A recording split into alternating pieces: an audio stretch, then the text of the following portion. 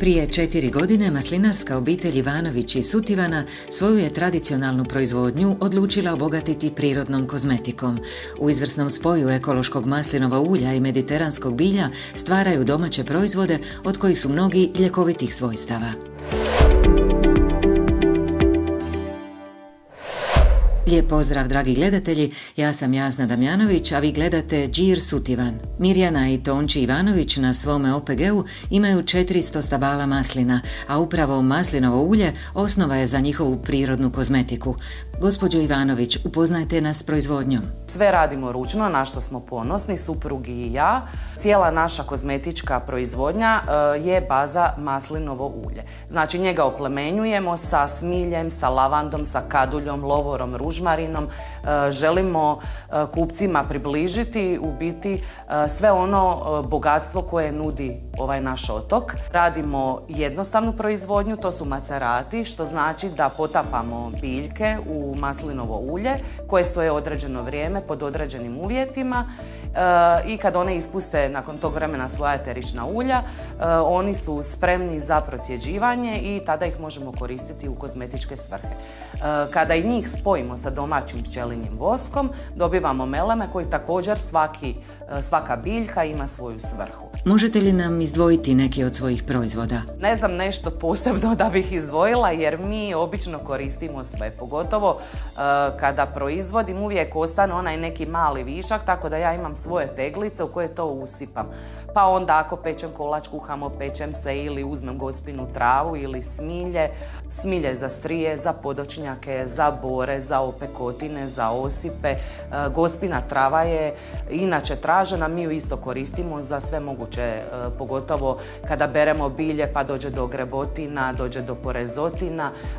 Znači poznato je regenerativno svojstvo također gospine trave ili poznatije kantariona koje je baš za oštećenu kožu i za rane, za ogrebotine, za takve stvari. Dosta koristim i bazgu koja je recimo odlična, naravno tu su sad već i neke godine kada treba pripaziti malo na te borice, ona fantastično djeluje na bore. Melem ružmarina također za opuštanje, kada fizički smo jako puno aktivni, znači dok sve uberemo, dok sve maceriramo, svaki dan imate protres kad je maceracija i po 500 tegli, otvoriti, otpustiti vlagu, jer napraviti dobar macerat to je stvarno kao je jednostavan proizvod, ali u stvari je dobar macerat napraviti stvarno velika procedura.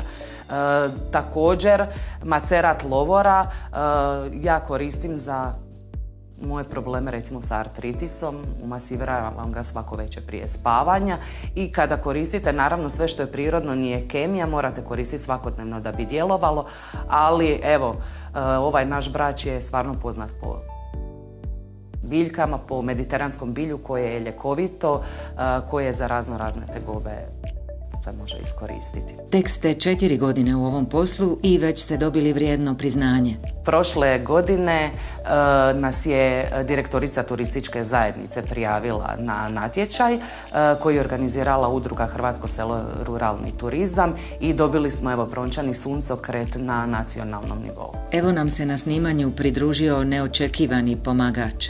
Da, ovo je naš dvogodišnji Piko udomljeni. On je član našeg OPG-a, on inače dočekuje kupce. Kad kupci uđu, on legne pred vrata i kad ja kažem kupci su platili, on se makne. Znači Piko sve čuva, jedino nema šanse, ide u polje, bere bilje, čuva nas od poskoka, jedino nema šanse da idemo u proizvodnju i u proizvodni prostor zajedno. Čini nam se da oni koji posjete vašu matinu konobu na odlasku mogu sa sobom ponijeti i dio otoka Brača. Tako je, pa to nam je i bio cilj, jer vidjeli smo da u mjestu nema baš neke recimo ponude. Jako puno je naravno maslinara, Brač obiluje, kada se dođe sa svih strana se vide stabla masline, ali nema te neke prerade. Tako da odlučili smo pružiti i na naše zadovoljstvo i zadovoljstvo svih turista koji dolaze u ovo mjesto, pa i na Brač, jer i iz drugih mjesta imamo posjetitelje, da odnesu sa sobom, kako svi kažu, miris otoka.